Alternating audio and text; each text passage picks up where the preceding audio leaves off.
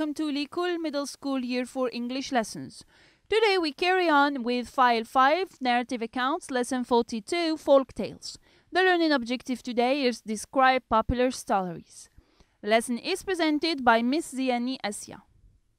And here is the course summary for Lesson 42. So, first of all, you will identify folk tales and list the features of folk tales, and then use connectives, and by the end you will write a folk tale. We'll start our lesson with practices. Practice 1, classification. In this activity, classify the different titles in the table. The Man and the Lion, Beauty and the Beast, Cinderella, Aladdin, Sinbad, The Lion and the Mouse. And the table we have fables, fairy tales, folk tales.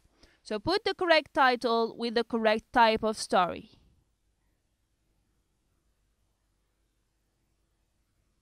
Now let's check your answers with answer key 1.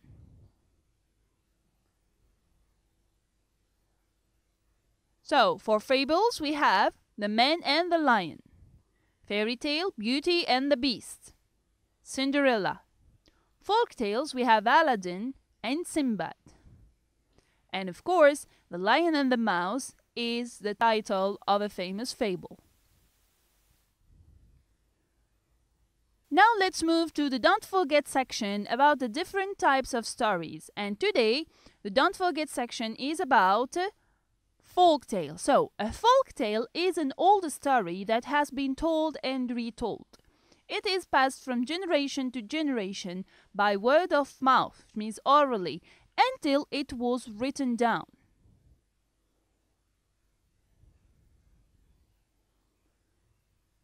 Now, here is the list of the different features of a folk tale. So, first, it is passed on orally, like in the picture. You see the man in the middle? He is telling the story to all those people who gathered around him in a market in one of our villages in Algeria in the past.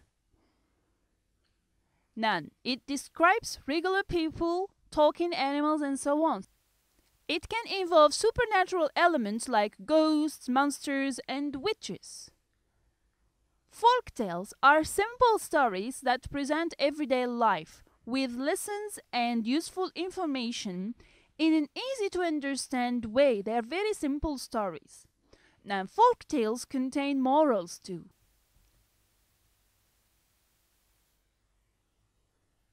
We carry on our lesson and we move to practice 2, which is a pronoun reference activity. In this activity, listen to the folk tale and find what the underlined pronouns refer to. Listen. Juha and his son were on their way to the village. The son rode the donkey while Juha walked. On the way, they passed some people who pointed at Juha and his son. "Look at that boy," they said. "He is riding the donkey and his poor old father is walking." When he heard this, Juha said, "You get off the donkey and I will ride." "Look at that man, he is riding the donkey and his poor young son is walking," some other passers-by said, pointing at the two of them. Juha thought about this. "Get on the donkey, we will both ride it," he said. Again, Juha and his son passed by some people who pointed at them. "Look at those people riding that poor donkey. How cruel," they said. Juha thought about this as well. "Let's both get off the donkey," he said to his son, and so they both walked. The people they passed by looked and pointed. This time they said, "Look at those fools walking along when they have a donkey they could ride." After some thought, Juha said, "I have a good idea. We'll carry it." As they walked on, another group of people looked at them. They pointed. "Look at those fools," they said. "They are carrying a donkey instead of riding it." Juha turned to his son and said, "See, my son, how hard it is to please everyone?"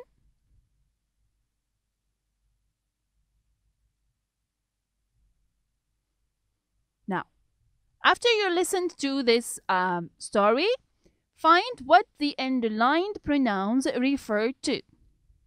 1. He is riding the donkey. 2. His poor old father is walking. 3.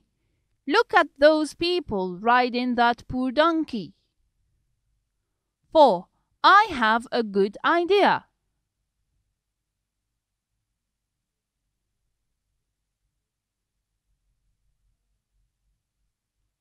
Now it is high time to check your answers with answer key 2.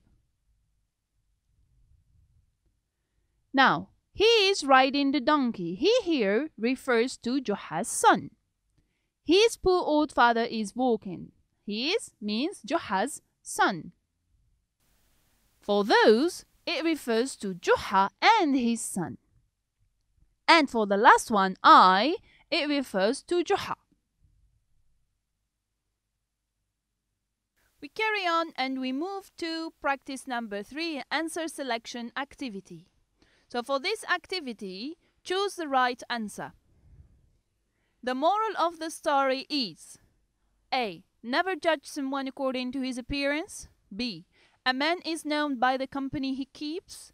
C. It is not possible to please everyone all the time. Think carefully and then find the correct moral lesson of the story, Juha and his son.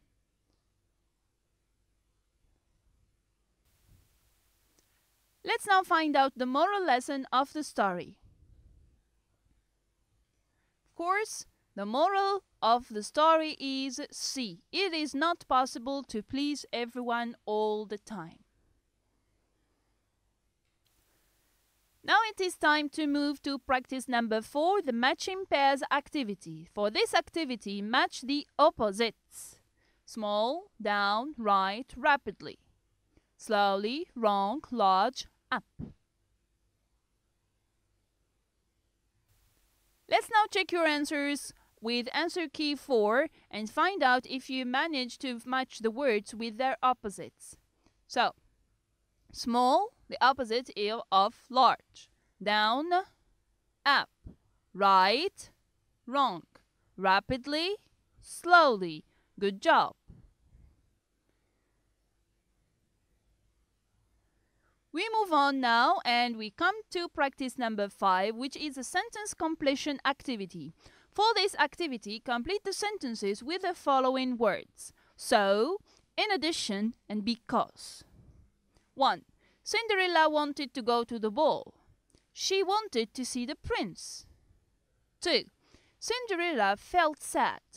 The fairy helped her go to the ball. 3.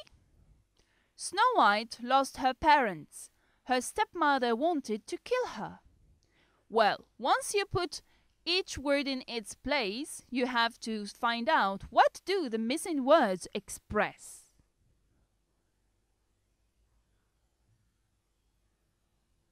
Now it is high time to check your answers with answer key number 5. Let's now see which words are used for each sentence. For the first one, Cinderella wanted to go to the ball because she wanted to see the prince, and the word because here expresses the cause or the reason. Second one, Cinderella felt sad, so the fairy helped her go to the ball, and here so expresses the consequence, the result.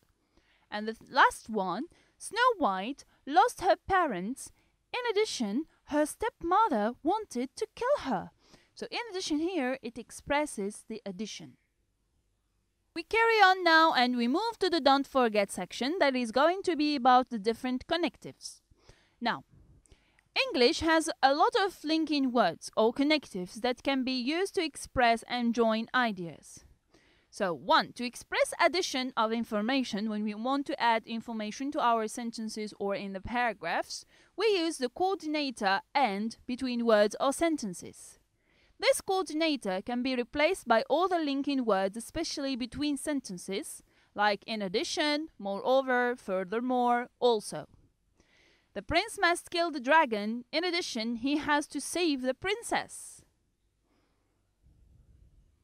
Now, there is another group of connectors to express cause and effect. We use these connectives because of this, for this reason, and as to express the cause, the reason. We can't go to the ball because we don't have new dresses. That's the reason why we can't go to the ball. The plane was delayed. What's the reason? Because of the foggy weather. The third group of connectives are the following. So, consequently, as a consequence, as a result, and therefore. This group of connectors is used to express consequence or effect, result. Let's see the example. He spent most of his time hanging around instead of revising his lessons.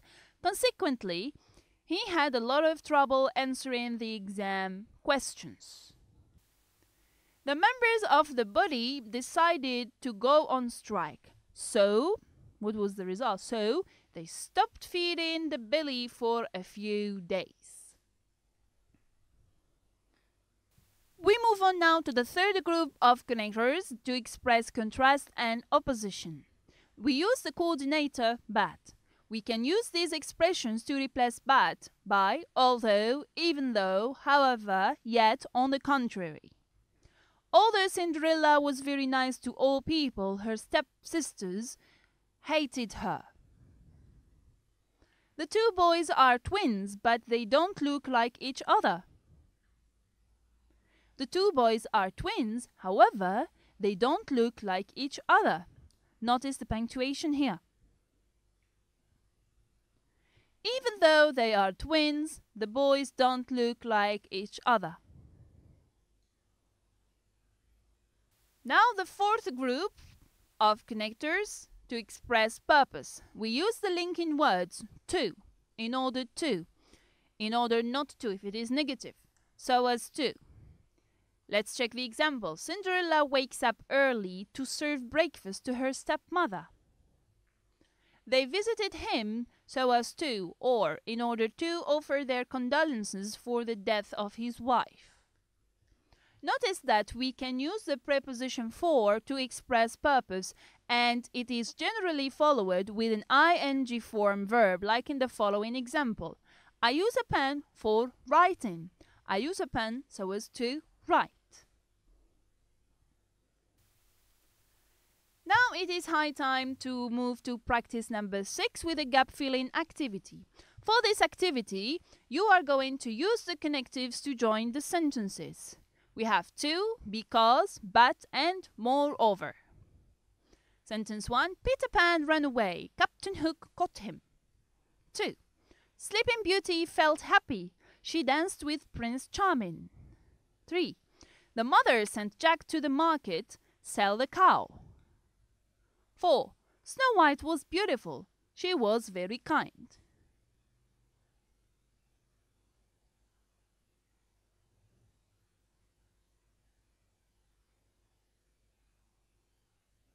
Let's now check your answers with answer key number 6.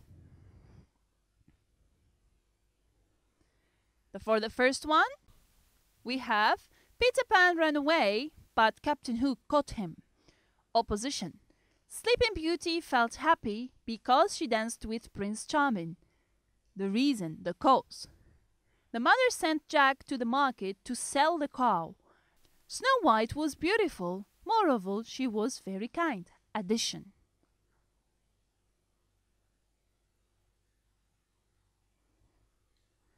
Now it is high time to move to practice number 7 with the reordering activity. Read and reorder the events of the story Juha and the Lamp. Juha didn't need to stop to think and replied without missing a beat, "Oh, that! I do it so that people can see me and won't bump into me." One day, Juha was in his favorite cafe boasting that he could see in the dark.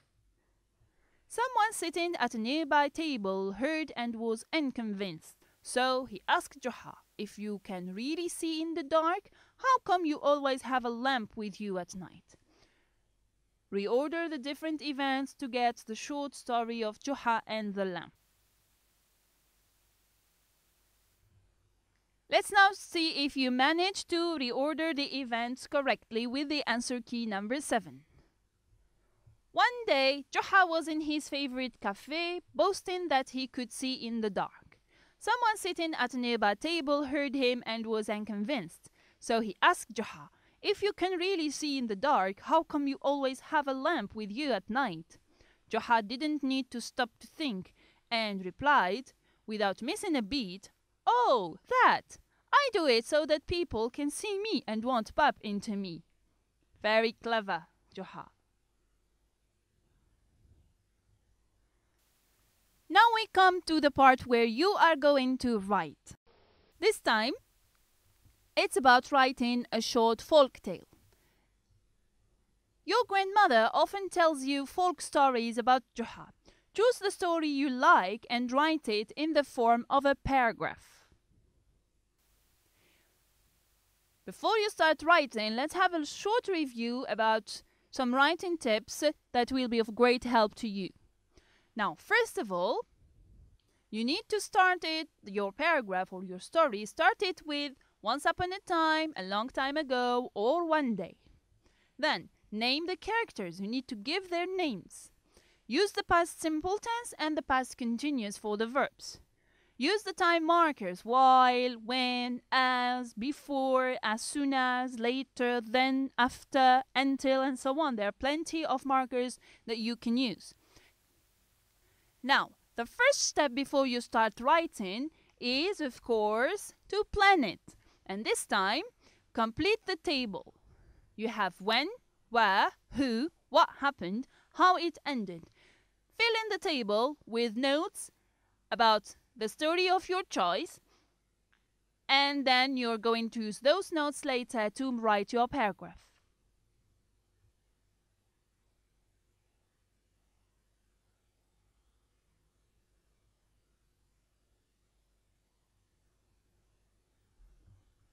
Let's now have a look together at an answer key for a sample story that was chosen. The story is called Juha and the Watermelon Tree. So when did this story happen? One summer day. Where? On the road in the countryside. Who? Juha. What happened? Took a rest under a nut tree next to a watermelon field. Thought about why watermelon didn't grow on the nut tree. How it ended? A nut fell on his head and Juha understood why watermelons didn't grow on a tree. Now, the second step after planning your writing is, of course, to write it. Now, how are you going to write it? Use the notes in the table to write your story. And remember all the writing tips you had before.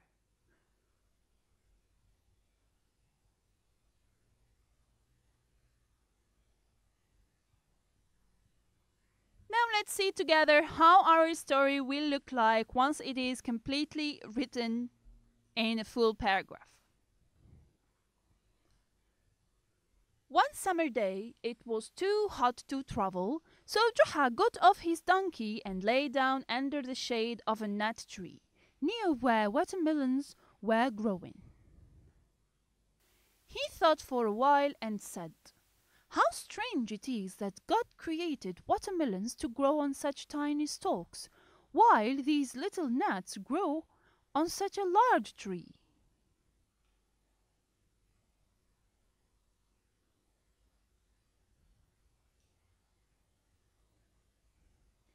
Just then, a nut fell from the tree and hit Juha on his head. He nodded and said, "God knows best. If watermelon grew on trees, my head would have been seriously injured."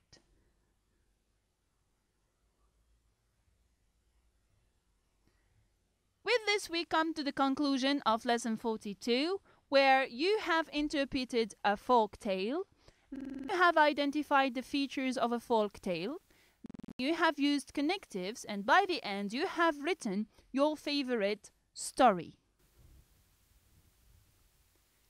Thank you for your attention, and hope to see you next time with lesson 43, which is going to be called Preparation for Exam. Take care and goodbye.